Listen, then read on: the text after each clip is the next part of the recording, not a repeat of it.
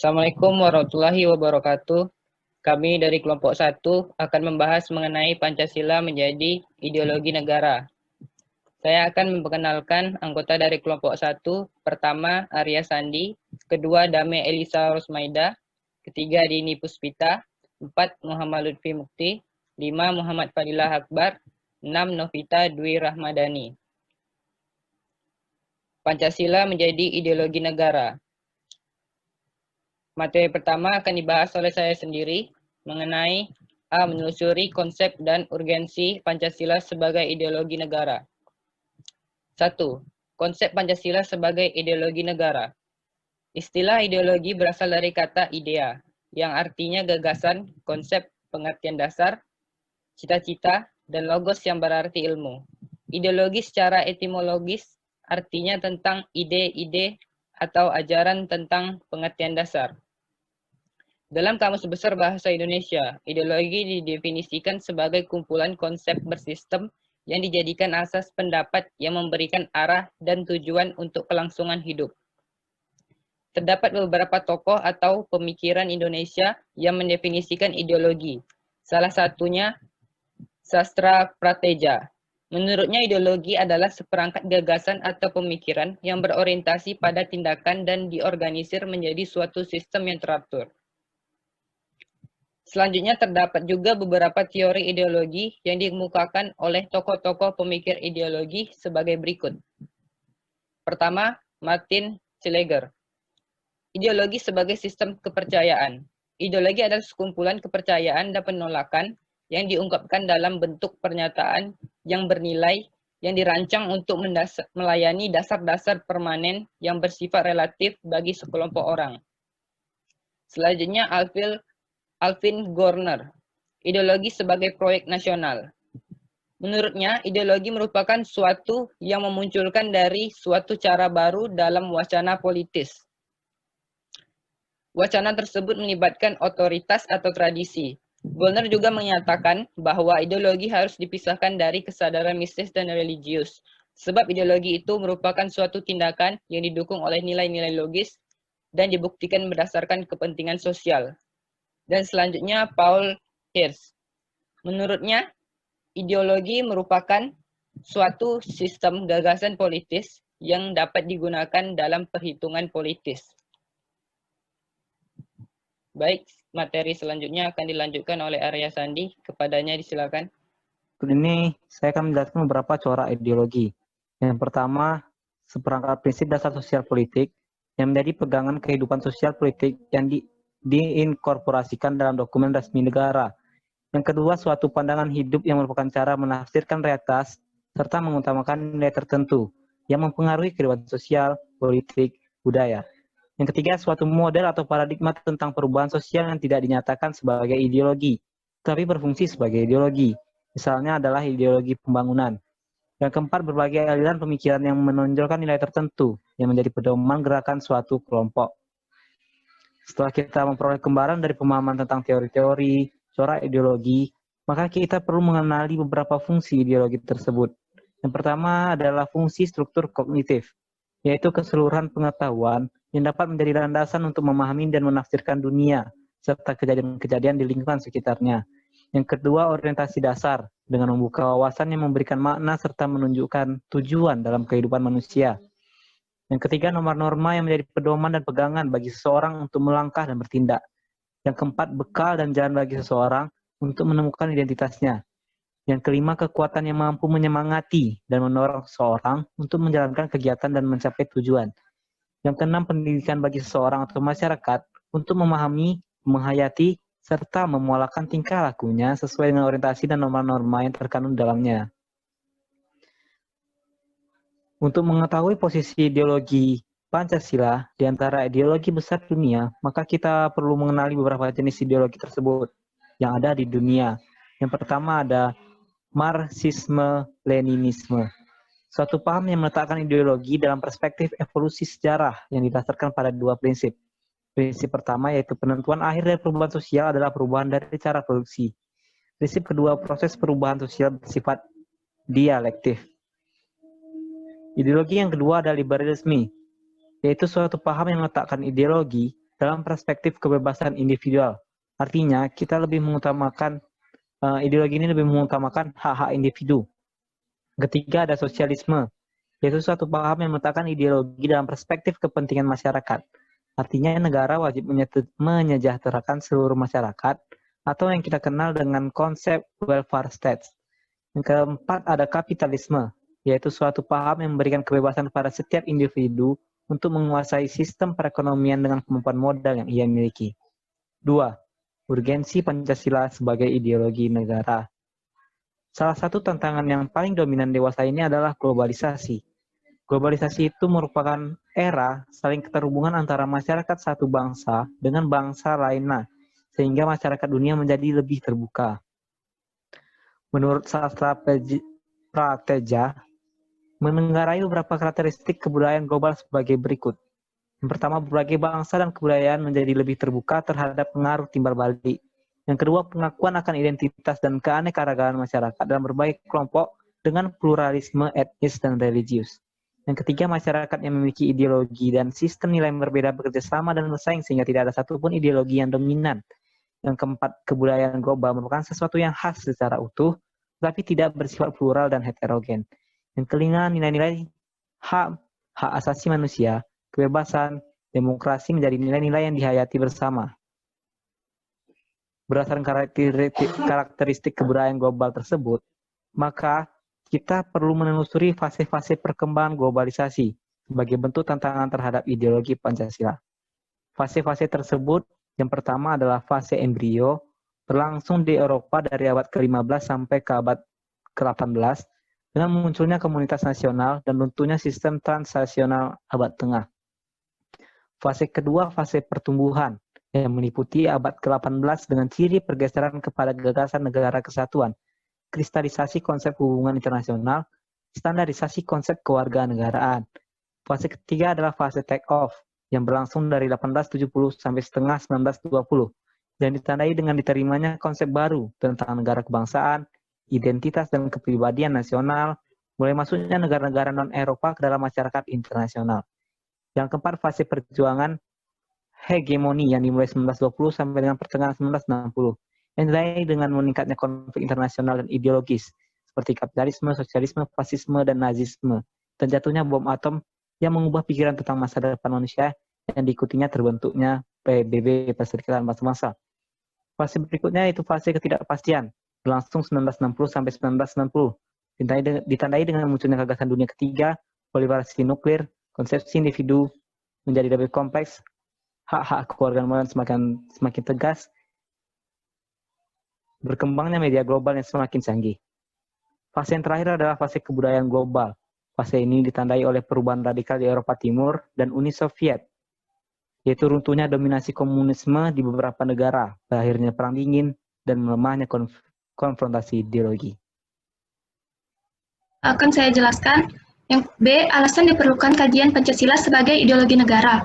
Pertama, warga negara memahami dan melaksanakan Pancasila sebagai ideologi negara. Sebagai warga negara, kita perlu memahami kedudukan Pancasila sebagai ideologi negara. Karena ideologi Pancasila saat ini sedang menghadapi tantangan dari berbagai ideologi besar dunia dalam kebudayaan global. Berikut beberapa unsur yang mempengaruhi ideologi Pancasila. Yang pertama, unsur ateisme. Unsur ateisme terdapat dalam ideologi Marxisme atau komunisme yang bertentangan dengan sila ketuhanan yang Maha Esa.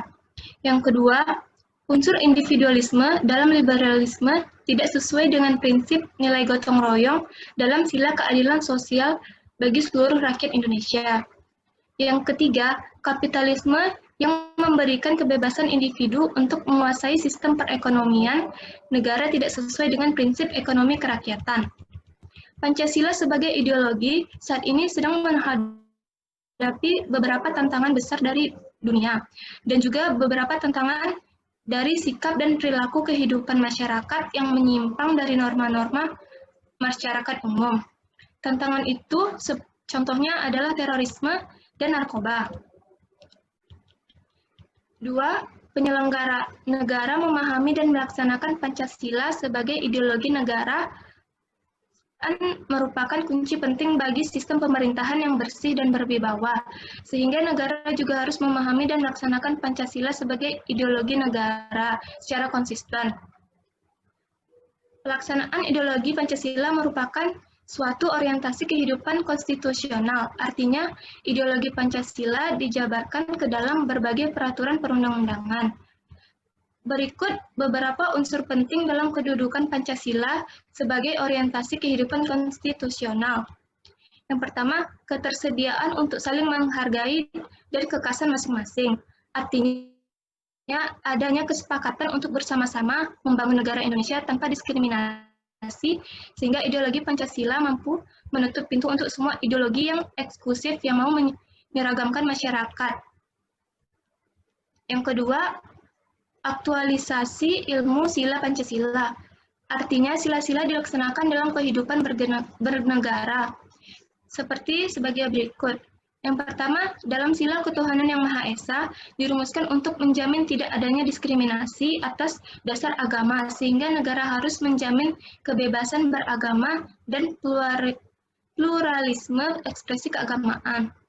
Yang kedua, dalam sila kemanusiaan yang adil dan beradab, menjadi operasional dalam jaminan pelaksanaan hak-hak asasi manusia, karena merupakan tolak ukur keberadaban serta solidaritas suatu bangsa terhadap setiap warga negara. Yang ketiga, sila persatuan Indonesia menegaskan bahwa rasa cinta pada bangsa Indonesia tidak dilakukan dengan menutup diri dan menolak mereka yang di luar Indonesia, tetapi dengan membangun hubungan timbal balik. Pada sila keempat, kerakyatan yang dipimpin oleh hikmat kebijaksanaan dalam permusyawaratan perwakilan berarti komitmen terhadap demokrasi yang wajib disukseskan. Dalam sila kelima, sila keadilan sosial bagi seluruh rakyat Indonesia berarti pengentasan kemiskinan dan diskriminasi terhadap minoritas dan kelompok-kelompok lemah perlu dihapus dari bumi Indonesia.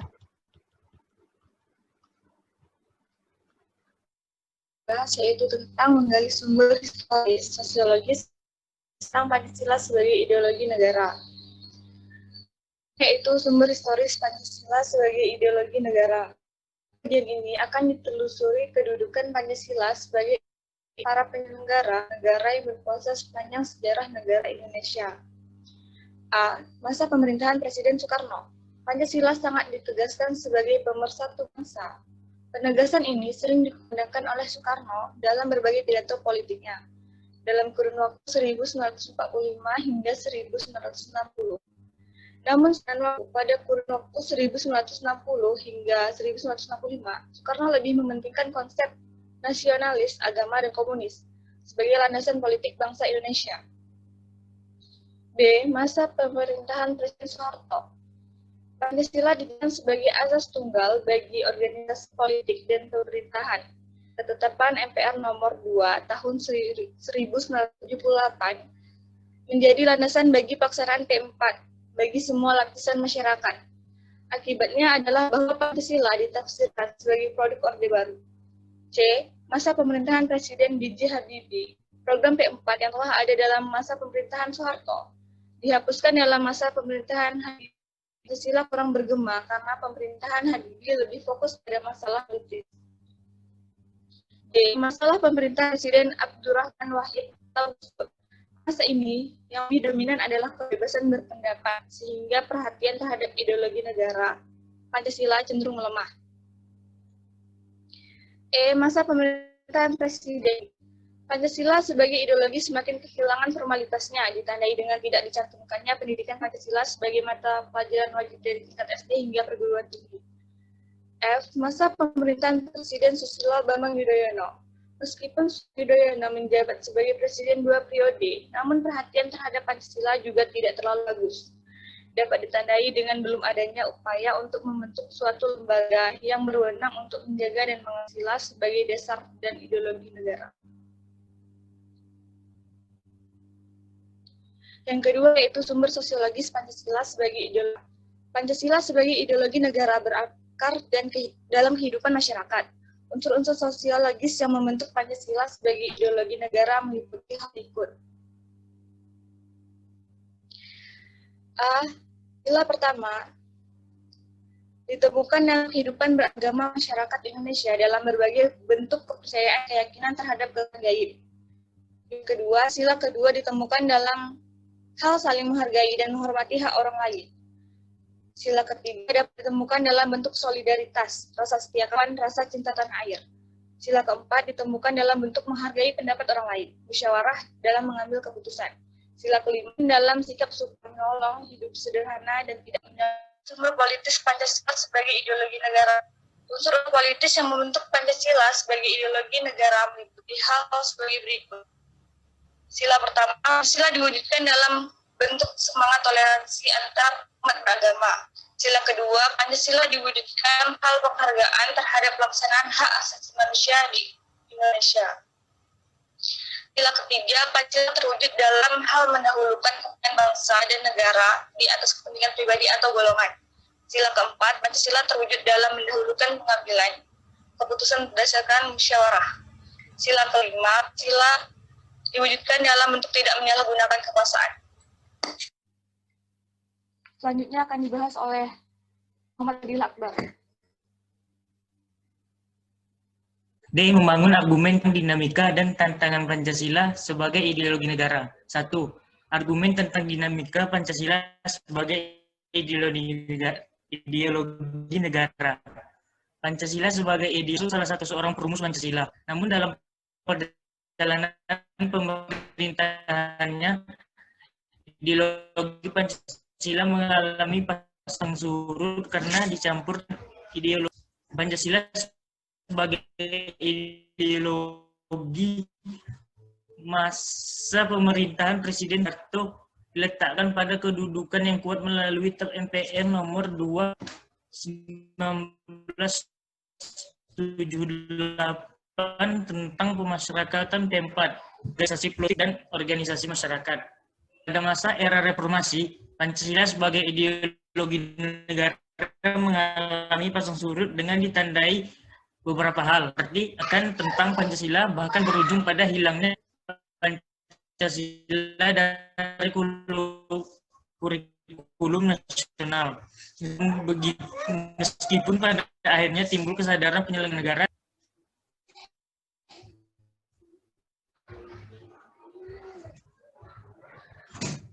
Dua, argumen tentang tantangan terhadap Pancasila sebagai ideologi negara. 1. Internal dan eksternal. Di dalam internal terhadap pergantian rezim berkuasa melahirkan kebijakan politik yang berorientasi pada kepentingan penggunaan kuasa, korupsi, mengakibatkan rendahnya kepercayaan masyarakat sehingga kepercayaan terhadap ideologi menurun drastis. Antara negara superpower antara Amerika Serikat dan Uni Soviet, menguatnya isu kebudayaan global, meningkatnya kebutuhan dunia sebagai akibat pertambahan penduduk dan kemajuan teknologi. Mendeskripsikan esensi dan urgensi Pancasila sebagai ideologi negara. Yang pertama, hakikat Pancasila sebagai ideologi negara. 1. Dimensi realitas, mengandung makna bahwa nilai-nilai dasar yang terkandung dalam dirinya bersumber dari nilai-nilai real yang hidup dalam masyarakatnya. Berarti nilai-nilai Pancasila itu harus dijabarkan dalam kehidupan nyata sehari-hari, dalam kehidupan masyarakat maupun dalam segala aspek penyelenggara negara. Yang kedua, dimensi idealitas, mengandung cita-cita yang ingin dicapai dalam berbagai bidang kehidupan bermasyarakat, berbangsa, dan bernegara. Berarti nilai-nilai Pancasila mengandung adanya tujuan yang ingin dicapai, sehingga menimbulkan harapan dan mampu menggugah motivasi untuk mewujudkan cita-cita. Yang ketiga, dimensi fleksibilitas, mengandung relevansi atau kekuatan yang merangsang masyarakat untuk mengembangkan pemikiran-pemikiran baru tentang nilai-nilai dasar yang terkandung di dalamnya. Dimensi fleksibilitas ini, Pancasila bersifat terbuka karena bersifat demokratis. Selanjutnya, urgensi Pancasila sebagai ideologi negara. Ideologi negara penuntun warga negara, artinya setiap perilaku warga negara harus didasarkan pada preskripsi moral. Contohnya, kasus narkoba yang merebak di kalangan generasi muda. Hal ini menunjukkan preskripsi moral ideologis belum disadari kehadirannya. Oleh karena itu, diperlukan norma-norma penuntun yang lebih jelas. Yang Selanjutnya, ideologi negara sebagai penolakan terhadap nilai-nilai yang tidak sesuai dengan sila-sila Pancasila. Contohnya kasus terorisme yang terjadi dalam bentuk pemaksaan kehendak melalui kekerasan. Hal ini bertentangan dalam toleransi, berkeyakinan, hak-hak asasi manusia, dan semangat persatuan. Selanjutnya saya kembalikan kepada moderator. Dari hasil presentasi, terdapat rangkuman, yaitu pentingnya Pancasila sebagai ideologi negara bagi mahasiswa adalah untuk memperlihatkan peran ideologi sebagai penuntun moral dalam kehidupan bermasyarakat, berbangsa, dan bernegara, sehingga ancaman berupa penyalahgunaan narkoba, terorisme, dan korupsi. Pancasila sebagai ideologi negara pada hakikatnya mengandung dimensi realitas, idealitas, dan fleksibilitas yang memuat nilai-nilai dasar, cita-cita, dan keterbukaan sehingga mahasiswa mampu menerima kedudukan Pancasila secara akademis.